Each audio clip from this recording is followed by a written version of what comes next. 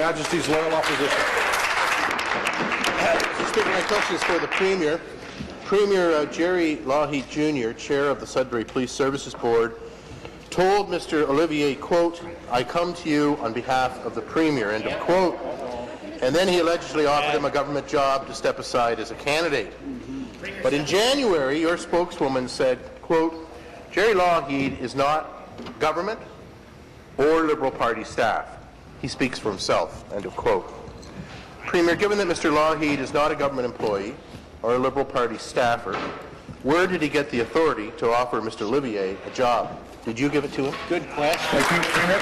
Well, Mr. Speaker, as I have said repeatedly and as I said in a statement on Friday, we reached out. I reached out to Andrew Olivier, and just to remind the member opposite, I didn't have to have a conversation with Andrew Olivier. I had a conversation with our past candidate because I wanted to make sure that he understood that I knew it was a difficult moment, that he wasn't going to be the candidate in the Sudbury by-election, Mr. Speaker, and we wanted to find ways for him to stay involved. If that's what he chose to do, Mr. Speaker, we wanted to make some suggestions about ways that he could be involved.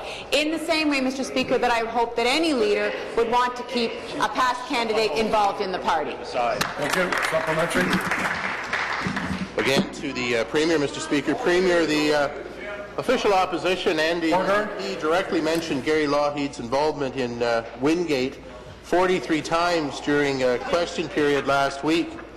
The government mentioned him only once. And, Premier, since the Chief Electoral Officer's report was made public last Thursday, Mr. Lougheed Jr. has not been mentioned at all by your government. You've gone silent on Mr. Lougheed. So, Premier, you said Pat Sabera will step down if charges are laid. Will you ask Jerry Lougheed Jr. to do the same if charged? Well, Mr. Speaker, as the member opposite well knows, Jerry Lougheed Jr. is not a member of my staff, Mr. Speaker. So I have and I do take this matter very, very seriously. I've said that repeatedly. Mr. Speaker, I understand that it is extremely important that when there are allegations that we take them seriously, that we answer the questions, and that we are doing that, Mr. Speaker. But here is the fact, Mr. Speaker. I made a decision that we would have a candidate in the Sudbury by-election who is Glenn Thibeault, Mr. Speaker. The past candidate was not going to be the candidate, and there was outreach to him to try to find a way for him to stay involved, Mr. Speaker. That is why I had a conversation with him. That is why Pat Sabera, my staff member, had a conversation with him, Mr. Speaker, to see if there were ways that he might want to stay involved.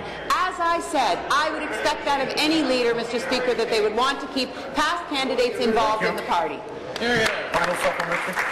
Again, to the Premier. Premier, Jerry Lougheed Jr. raised over $100,000 for your federal friend Justin Trudeau. But last week, a senior Trudeau staffer said that Mr. Lougheed Jr. would not be involved in the coming Deputy federal House election. Leader, order. Premier, clearly the federal Liberals are willing and probably quite eager to cut this bad apple loose even after the mountain of money he raised for them. The member from Kitchener-Conestoga, come to order. Your leader's trying to ask a question. Jr. resigned from the Sudbury Police Services Board. Do the right thing. Thank you. Premier.